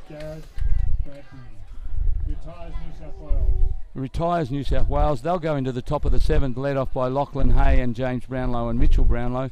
But the ACT, the all-important first 3 hitters for them in this, the bottom of the 6th, will be Evan Byrne, Matt Wickham and Jamie Sheehan.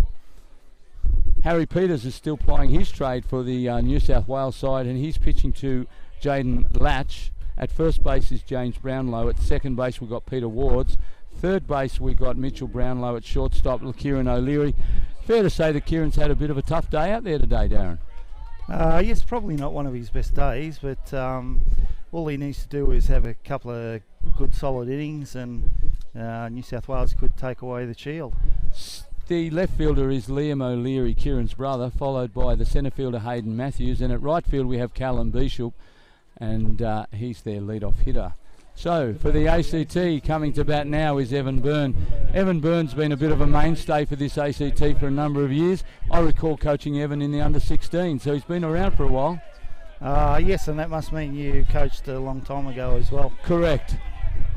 I just noticed in the warm-up, Harry Peters was pitching and actually limping there, so we'll just have to take notice. He did take that one off the foot in the last innings that went out to the second baseman, so it could have affected him a little more. First pitch was high and outside and a ball. Second one he went low and inside, and Byrne had a swing at that and fouled it off. So we got a count of 1 ball and 1 strike. Yeah, so he's actually a little bit proppy on the right foot. At the moment it doesn't seem to be affecting his pitching. Byrne hits that one off the end of the bat. Kieran O'Leary comes across, and having had a pretty tough day for most of it, makes a good play. That was a tough one with the ball skewing in the dirt with the spin. As I said, he only has to have two good innings. He'll be happy for the day.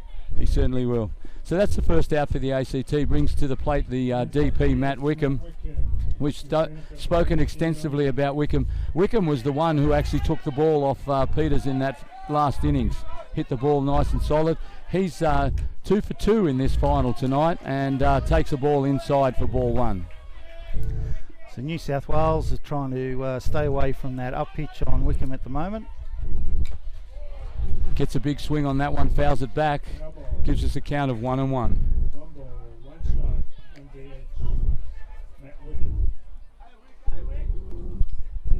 Gets himself ready to go again, does Wickham. Peters is ready to deliver. Goes down with that pitch, as you said. They like to stay down on Wickham. They do not want to make that mistake up. Yeah, that's that low and in pitch that the books say you should go on Wickham, and got him swinging. It's a pretty good book, that one you got there. Yeah, I found it at a shop. Pretty good. Fouls that one back. That's that low and in again, and we have a count of 1 ball and 2 strikes. Wickham fighting hard here for the ACT.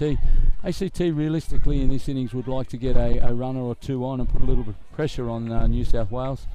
Otherwise, they're going to find themselves down the bottom of their order in the bottom of the 9th. Wickham gets himself a shot down the left field line, goes foul. Yeah, absolutely. I think ACT haven't had many runners on, and Harry Peters has been doing a good job to keep them off the bases, to keep the pressure off himself. Goes up, but goes way up on that one, trying to get Wickham to chase it, knowing that it's the pitch he likes. Was well outside the zone. Well, Wickham held off, and we got a count of 2 balls, 2 strikes. We're getting into quality at bat time now that Wickham face 7 pitches, and make that number 8, and fouls that one off again. As you can see, they're working him over on that low and in pitch, so they're hoping that he will swing and miss on one of those. He's done a good job so far on the last couple, fouling them off to keep himself alive in the batter's box. Wickham steadies himself ready to go again. Peters receives the ball from his infielder, gets himself ready to go. Oh, that's not where you want to be throwing it to him. He's hit that long and deep. It's going to be foul if it's in at all, and it's a foul ball. Missed by the left fielder out there. I lost it through the crowd, but it looks to the naked eye from the reaction of some of the New South Wales players that he almost caught that. Yes, going on the catcher, Jaden Latch. He was telling him to go for it until the last minute. Okay, here we go again with Wickham. Fouls that one off again. That one takes the catcher on the hand. Oh yeah, having a look at the replay there, the left fielder was leaping over the side fence but just missed. Would have been a magnificent catch had he been able to take it. Wickham steadies again. There's a pitch outside. Oh, Peters is not happy with that call there. We now have a full count, and we're at pitch number 10 from Wickham. This has been a quality at bat, making Peters work overtime. Yeah, that's the pitch he was getting earlier in the game, so that's why Peters was upset. Goes up on Wickham, and Wickham gets himself on base with a brace on balls. Excellent at bat there, fouled it off, kept going, was very patient, protected the plate on that change up, and finally got the walk. when you consider that his first 5 pitches were 1 ball and 4 strikes, and he fouled them off, and then he got another ball and another couple of strikes, it was an exceptional effort. So we have a change, do we here? Oh yes, we're going to change Wickham out for a runner. And the runner coming into the number game 47, is Kyle Kyle Johnson. Now Kyle is an extremely quick athlete, so ACT will be hoping that they can use his speed. So we have one out here in the bottom of the 6. Evan Byrne was a 6-3 in the lead-off. We now have Matt Wickham being replaced by Kyle Johnson, who'll be the runner. He's at first base thanks to a base on balls, and Jamie Sheehan will find himself coming to the plate. The ACT in this situation really needs to make something happen, and having a look at the ACT bench, there looks to be a hitter getting himself to come in it, and it'll be Justin Laskowski. Is that correct? Yes, that's and correct. And that would be the Canadian import. You've got it. Thank you very much. Justin's actually from a little town just outside of Saskatoon in Saskatchewan. Saskatchewan. Everybody seems to be from there. Thank you very much. As the scoring statisticians bring a change over to us, Sheehan takes one low and inside for ball 1. Peters would surely be starting to feel the fatigue having pitched this afternoon. Sheehan takes after that one, fouls it straight back. And when they foul it straight back like that, Darren, it means that they're right on it. They're just a little underneath it. Correct. In terms of Harry Peters, he's an absolute workhorse. He'll just keep going. Well, they're going to need him to if they're going to win this ball game. He's got that one up and out, and that's missed. And Jamie Sheehan now has a count of 2 balls and 1 strike. Kyle Johnson is the runner at first base. There's 1 out here in the bottom of the 6th. Sheehan again on that one and fouls it back. Evens the count up at 2-2. New South Wales clinging to a 2-1 lead so far in this game, thanks to a monstrous home run from Hayden Matthews back in the 4th innings over the centre field fence. Sheehan lays off that one.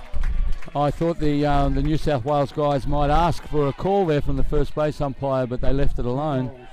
So now we have a full count. We have 3 balls, 2 strikes. This could put some pressure on the New South Wales side.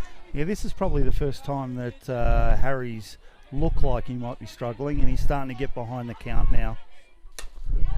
And there's that ball. That's a hit up the middle. It's going to advance the runner around to third. Holds up at third. Exactly what they wanted there from Sheehan. That's a great job. Now there's some scoreboard or some base path pressure on New South Wales. That's right. Unfortunately, Harry Peters got behind in the count and had to come back to the pitch that he really didn't want to throw Jamie Sheehan, and that's the pitch that Jamie loves. So ACT are just making a change at the moment.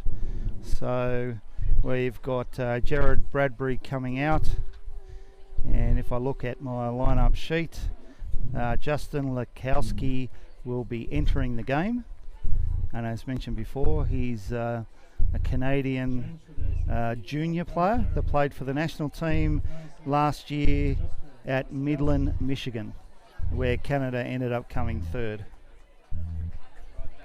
So he's had some experience at high-level softball, so this is a scenario that won't be new to him. Yeah, he's been under some pressure situations batting-wise for Canada. Probably a different level than the junior team, but if he's good enough, he should be able to put some pressure on New South Wales. Lefty here, do you think they'll be looking at bunting? Absolutely not. No, okay. It's not in their It's not in my vocabulary book. most of the time, is it? Oh, good piece of the ball there, Yeah. fouls it back. Yeah, you know, in my book, as I read it, it says that Justin doesn't bunt much. He can bunt, but they'll probably let him swing away. So that's a foul ball again from Laskowski. And the advantage that ACT have by bringing him in is that New South Wales have no knowledge of him whatsoever. So they'll have no so book on him. They've got no book on him, but if it was me, I'd be trying to go inside, possibly up and in. Oh, that could score the run here with a bit of luck, although it is pretty short. Oh, well played by the left fielder there. Peters is definitely struggling. He came down to back up the catcher on that occasion, and unfortunately he looks at as if he has a fair limp there at the moment. Yeah, so New South Wales did go up on him, but they threw the ball out, allowed him to extend his hands and go out to left field. So 2 out now, and Jeremy Bradbury's going to be coming out of the game, and he's going to be replaced. So this is Bolton Nasbaum who's coming in. He's a junior Steeler squad member.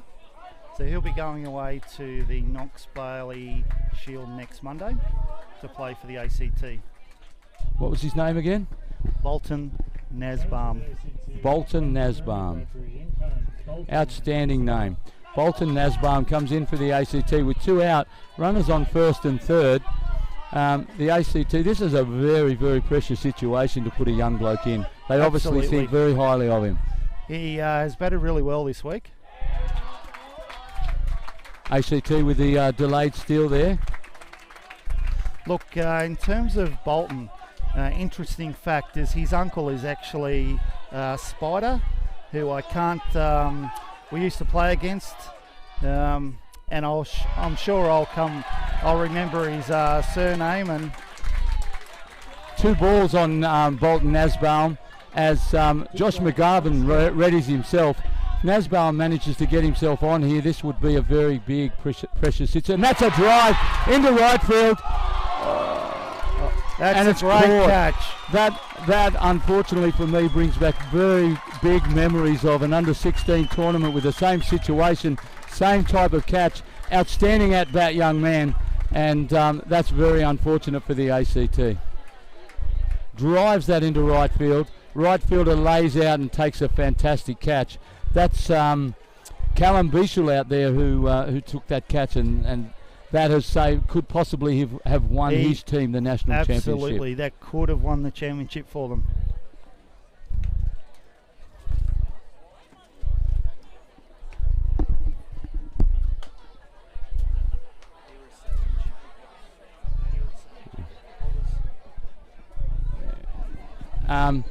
So here we are at the top of the 9th, and we're going to have the New South Wales side led off by Lachlan Hay, the DP, followed by James Brownlow and Mitchell Brownlow. If there's anything to come out of what just happened for the ACT, they will start the bottom of the 9 with the top of their lineup, and hopefully for them can get themselves back into this ball game. They trail 2-1 at the moment. And for New South Wales, as I said, Lachlan Hay is about to come to bat. Folkart has been plying his trade for the whole of the 6 innings that have passed so far. New South Wales look to be making a couple of changes. So just on that story about Bolton, his uncle is actually Phil Savage, so I remembered the name. Phil Savage played for New South Wales back in the, the early 90s, late 80s. Yep. Played for Australia at second base. Outstanding player. Very quick, if I remember rightly. Yes. Very quick hands, quick feet. Yes, and Phil's father, Hira Savage, yep, was the head coach for New South Wales for many years, and I'd have to say the Savage family is one of the nicest families in softball. Fantastic. A little bit of yes, some memories. Yeah, nice fantastic. Stories. So we've got so Joel Ward is going to replace Lachlan Hay, and Joel Ward will hit for Lachlan Hay in the top of the 9th innings. So we have a 1-run ball game with the ACT trailing 1-2. New South Wales jumped out early. The ACT have been coming back at them. Folkart fires in with a strike to start the innings. And I believe that we have a couple of re-entries for the ACT. Folkart comes again with a high pitch that Wards lays off on that occasion for ball 1. 1 ball, 1 strike.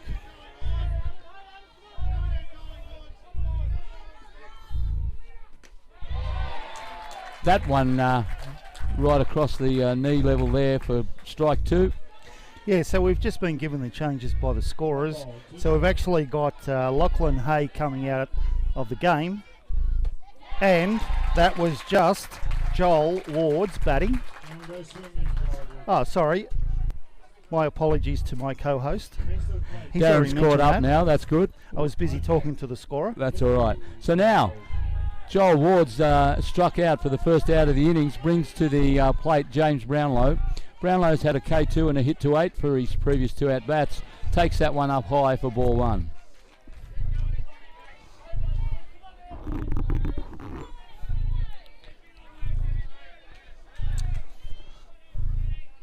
Top of the 9th innings. Top of the 9th innings, and the ACT trailing 2-1. James Brownlow.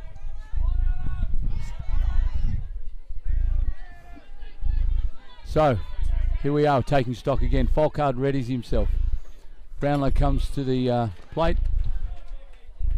Gets a called ball. So we have 2 balls, 1 strike on James Brownlow. No runners on. 1 out from a K2 for Joel Ward, the pinch hitter. Folkard comes at Brownlow again. He's swing and a miss on that one. Evens the count up at 2-2. James Brownlow will be followed into the box by Mitchell Brownlow. So this is where they'd normally go low and in on James. So we'll see what happens here. No, up again. Normally they throw up and try and get him to chase. And once he's ready on that up pitch, then they'll bust him down low. Fouls that one back. We've still got a count of 2-2. Top of the 9th innings, New South Wales leading 2-1. Folkard comes again, throws that one past Brownlow. He let that go. There's been a number of players tonight, Darren, that have not liked that outside corner call from the umpire. He's been very consistent, though, to be fair. Consistent out on that outside edge, but a lot of players haven't been happy. Mitchell Brownless comes to the plate. Brownlow, sorry, not Brownless.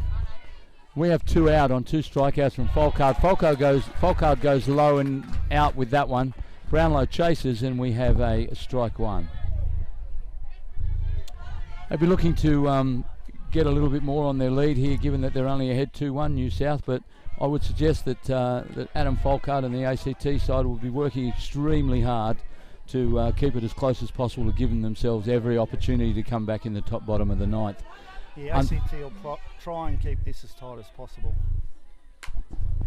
Brownlow hits that one, goes down past the third baseman, heads over to second base as a throw, but it won't be in time. He's picked himself up a double to the left field and puts a runner on base and puts that base pass pressure back on the ACT again. Yeah, New South Wales has done a very good job tonight trying to make as much contact as possible. They've been able to bunch a couple of hits to score their runs. So as you said, the pressure's now back onto ACT to try and shut them down, so they only have 1 run to score in the 7th.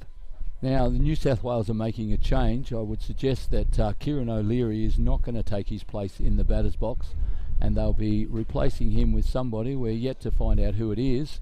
They haven't even come out of the dugout yet, so be intriguing to see what they're going to do here.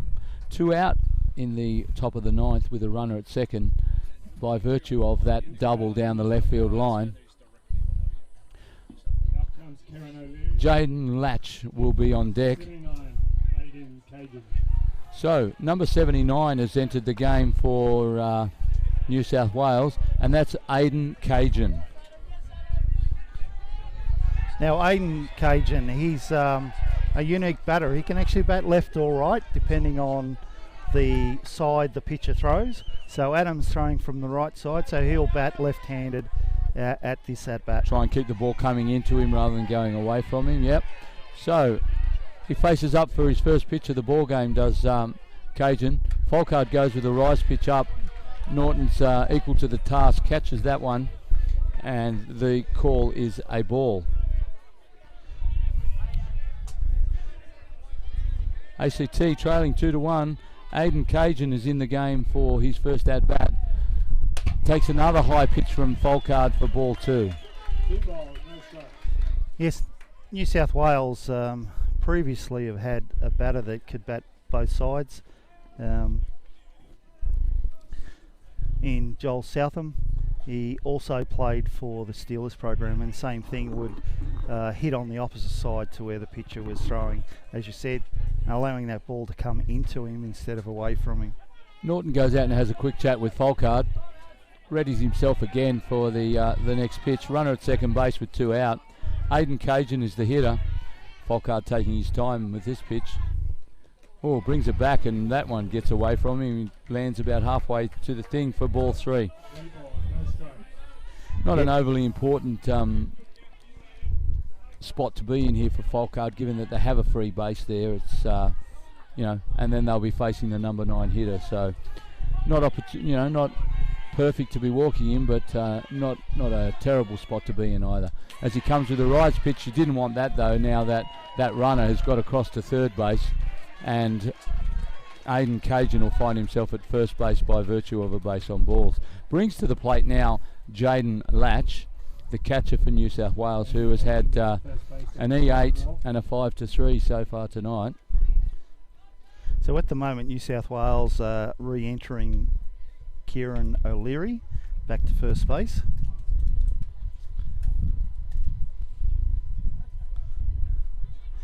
So at the moment, Folkard's just going through a bit of a rough patch. This is probably the only time he sprayed the ball quite extensively. So he'll be hoping to find the zone fairly quickly and finish this inning off. Certainly will. Jaden Latch will be trying to do the total opposite and take it as deep as he can and score a couple of runs. That's 2-1. New South Wales leading the ACT here in the top of the 9th. That statistician has been extremely busy tonight, bringing us all the changes. Yes, she's in and out very quick. She'll run a few miles tonight. So Latch gets himself ready to receive from Folkard. Folko comes back the only way he knows. Bang, straight into the strike zone. Strike 1. Yeah, I think that's the experience. He knows he struggled on that last hitter, so he's just gone straight in the zone, get up in the count. Not trying to be too clever, making sure he gets the ball in the zone. Let his field do the work if they need to. Throws that one up. That was the rise pitch. Latch was able to stay off, and the count is 1 ball, 1 strike. Adam Folkard is the pitcher for the ACT, pitching to Nick Norton, and Jaden Latch is the hitter for New South Wales. 2 out. Folkard comes again with the rise pitch. I don't know where Latch was going. He did a quick 2-step there and realised to go to first base. Yeah, he did. Yeah. So we've got 2 balls and 1 strike now on Jaden Latch. Folkard working overtime at the moment for this, the top of the 9th innings. Gets that one on the outside, not called by the umpire. 3 balls, 1 strike. This becomes a pressure situation, Darren. If Folkard walks this hitter, we then have loaded bases and back to the top of the order. Absolutely. Beachville's been the best hitter for New South Wales in this tournament. And there is that ball 4. Exactly, and so now we've got loaded bases. Callum Beachville has batted .438 for the tournament as the lead-off for New South Wales, so they'll be quite happy with him coming up to the plate. Yes, loaded bases with 2 out. Lead-off hitter Callum Beachville comes to the plate, having tonight had a fly out at KC and a 5-3. So really hasn't bothered the scorers too much tonight, but they're the most dangerous when they've been hitting well all tournament and they've done nothing in a game. So we've just had the speed up rule for the catcher. So Lachlan Hay is on first base at the moment. Folkard comes straight back into the strike zone. Beachville seemed to lose that and step out on that. I don't know what he was doing with that. Well, Folkard threw that up, and so it was actually a drop ball. It sat up, so I don't know, it must have frozen Callum. So we have 1 ball is the count. Folkard readies himself again. Comes down, called strike from the umpire. Took plenty of time on that one. Plenty of time, took his time to bring that arm up. 2 strikes on the hitter is where Folkard wants to be in this situation, and my money is on him going with the drop ball. Oh, goes the opposite way and goes up. Yes, well, you've been out of the game for a few years there, Cookie. Yeah. Obviously, they don't have rise balls in baseball. No, they certainly do not. Thank goodness. So, Folkard with a ball and 2 strikes on Callum Beachville with 2 out. Readies himself again to come. There it is. That's a great pitch. Diesel thought about having a hack at that, let it go. He's another player that's not happy with that outside corner. Look, Bishaw's normally pretty good on that outside, and he won't stand there and watch. So we've had a few players sit and watch that pitch tonight. So here we are once again at the bottom of the 7th. The ACT will have leadoff hitter Josh Mcgovern after Bolton Nussbaum drove one to the right fielder who laid out and possibly saved his team 3 runs with loaded bases. It was a great shot from the young man. Unfortunately, didn't find any grass, found the leather of someone's glove, and the ACT find themselves still trailing 2-1. Yeah, as you said, Josh Mcgovern coming up. As I mentioned earlier in the game, he's been to the hospital. He had his finger in a splint about an hour and a half before the game. He was unsure whether he was going to play, but here he is. And you would think it's still affecting him a little. He's played third base most of the week. We find Josh White there's now, and Mcgovern is playing left field. So it obviously affects him more trying to throw the ball than it does swing the bat. Well, it's also a mental thing. If he's feeling a bit of pain in that hand and he knows he's got to swing a bat and make contact, there's been some pitches he hasn't. He's chased some pitches, so has not tried to bring the hands through on that inside pitch at all tonight, has he? No. So he faces up. The first pitch is a called strike. Gets himself ready again. Has a hack at that one, and that's strike 2. No balls and 2 strikes on Josh Mcgovern. Top of the 9th innings with the ACT trailing 2-1. Harry Peters has been an absolute superstar for the New South Wales side today. Yeah, that's right, and it's actually the bottom of the 7th because it's a softball game. But no worries, correct. I won't hold that against you. Mcgovern hits one down, takes that off his foot. It's off his foot. The umpires have all called dead ball. New South Wales are saying, I don't think so, but when all 3 of the umpires on the infield have called for a dead ball, you'd think they've got it right. Yes, I'm not sure if Jaden Latch was saying, is he going to get nominated for an Academy Award there? I had my head down, so I can't comment whether it's hit him or not. Bottom of the 7th, Mcgovern facing Harry Peters. Leaves that one alone, gets the call he was looking for of ball. Peters is very upset with that call. Harry's irate, and Harry's never like that. I've never seen Harry go off like that at the umpire, but I think what it is he's been getting that call all game, and now he didn't get it. And the pressure of the game, 2-1, you're up in a national championship. You're at the bottom of the 7th. You think you've got the first out, and it gets taken away from you. Mcgovern coming with a fairly good at-bat here with getting to a full count. Now he's just got to make sure he gets himself on base. Josh White had a hit in his last at-bat and one in his first at-bat. He's the next hitter to come. You can't be letting that go at this time of the game, getting frozen like that. That's a good pitch there by Harry. He was starting to feel the pressure, but he calmed himself and found the zone for the first out. Josh White on deck, first base, Andrew Kirkpatrick. Here we go. Josh White comes to the plate now, the third baseman. Gets one, takes a hack at it, fouls it back. Batch won't be able to get back to that one for strike 1. Bottom of the 7th innings, and we have a 2-1 ball game with New South Wales leading the ACT, trying to hang in there. White steadies himself again. Harry Peters comes low and in and throws that one past the swinging bat of White. If New South Wales win this game, Harry Peters, player of the final, that's my tip. I think you could be right. White goes again for that one down low and in. And that's the second out of the innings. In the box, Andrew Kirkpatrick. And once again, On deck, Harry Peters has struck out 10. Absolutely sensational against this high quality ACT side. Yeah, it certainly is. Kirkpatrick fouls that one back. He's not going to die wandering, Kirkpatrick. He's going to give it all he's got here. He's been the premier player for the ACT for a number of years now, and this is the time we hope that he steps up and goes bang for the ACT. First one's a foul ball, second one's low and out.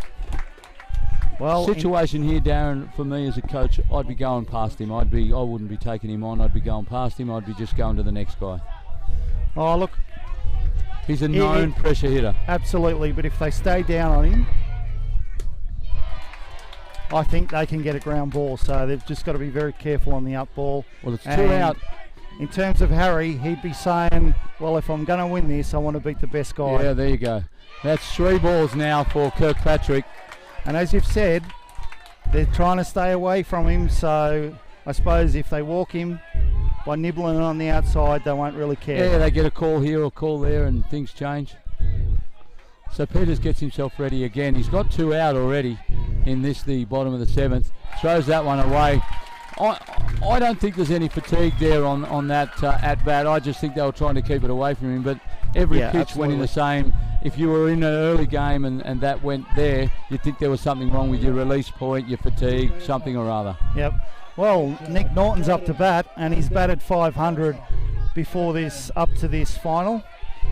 So he's been the best hitter for ACT, so they'll be hoping he can come through. Takes a ball on the inside. That's now 5 balls in a row for Peters.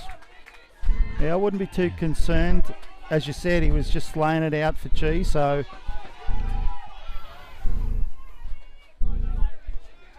Evan Byrne is on deck. Do you think the ACT will stick with Evan Byrne, or do you think they'll be looking to make a change? Looking at their lineup, I'll say they'll stick with him because they've got one pitcher on the bench. Matty Harrow's injured. They've also got another pitcher on the bench, and they've got no other reserve. So it's 2 pitchers and that's it. Norton's got some of that, but that's straight up in the air. That's either going to get in or... And they've taken the catch, and New South Wales have won the national championship 2-1. Absolutely outstanding game there by New South Wales, and Harry Peters pitched almost perfect game. Very good, wasn't he, today, Harry Peters? He got him through the semi-final against Queensland, then he got him through the final, and all credit to New South Wales. They were the underdog right from the get-go, and they had a plan, they stuck to it, and they were too good for the ACT on this occasion. Oh, look, I think ACT were definite favourites, considering ACT's won 10 of the last 12 nationals, but outstanding by New South Wales. As I said, if you want to win nationals, you might as well beat the best. Absolutely. And they certainly did that. And what a cracking game. 2-1 in the final. You know, both sides can hold their head up high because it was a really, really good game of softball. As I said early, probably in the first game today, New South Wales batting depth goes deeper than some of the other teams that compete against ACT. So we had a good matchup with 2 teams that could bat deep. Outstanding game for New South Wales, and again, Harry Peters. So New South Wales are the victors here, 2-1 in this, the National Men's Open Championship. I thought Adam Folkard was fantastic for the ACT. Probably only the one pitch that got away that went deep. Other than that, he seemed to have very good control. Had spits and spats during the game where he struggled a little, but they scored 2 runs, and that's an outstanding effort. When you consider the ACT to have 2 runs scored against them and lose is a very rare occurrence. Absolutely. ACT have basically cruised through the round, racking up runs at will, and that's happened in previous nationals, so I can't emphasise how well Harry Peters pitched tonight. Yes, I totally agree with you there, Darren.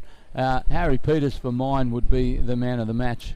10 strikeouts. I think we said that he pitched 9 strikeouts in the semi-final this afternoon. Absolutely. Yep. So that's 19 strikeouts for the day. 10 strikeouts, as we talked about earlier today. That is basically 3 free innings for New South Wales. Yes, that's right. 3 innings where the only 2 people involved in the game are the pitcher and the catcher. Yeah, and again, I think some credit can be given to Jaden Latch. Again, he called a really good game. I think what they did well was they understood how the umpire was calling the game, and they stuck to those spots.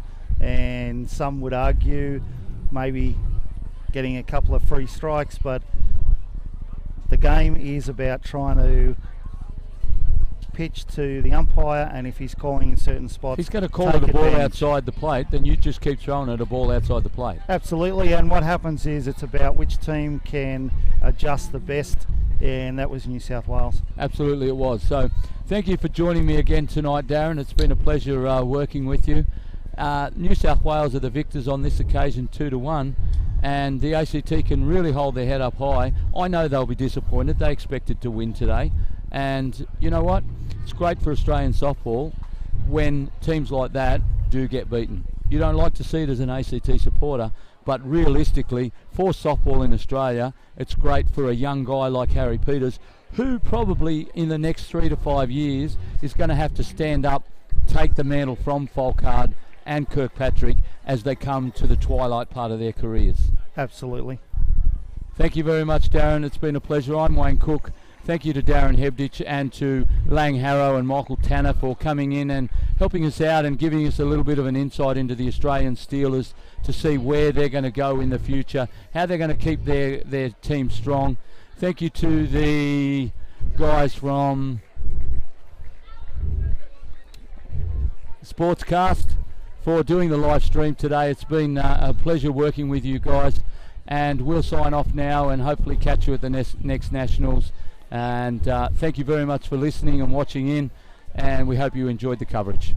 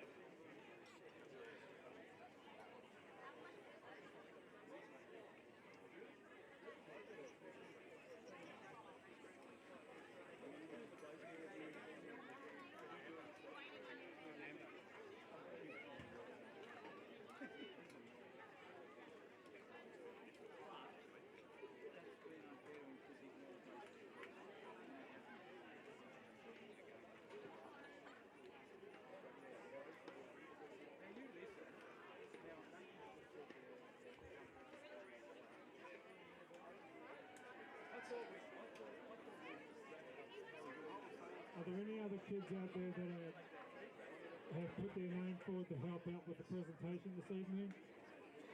And can I get all other state teams, open men's teams, to come out and stand in the outfield, please?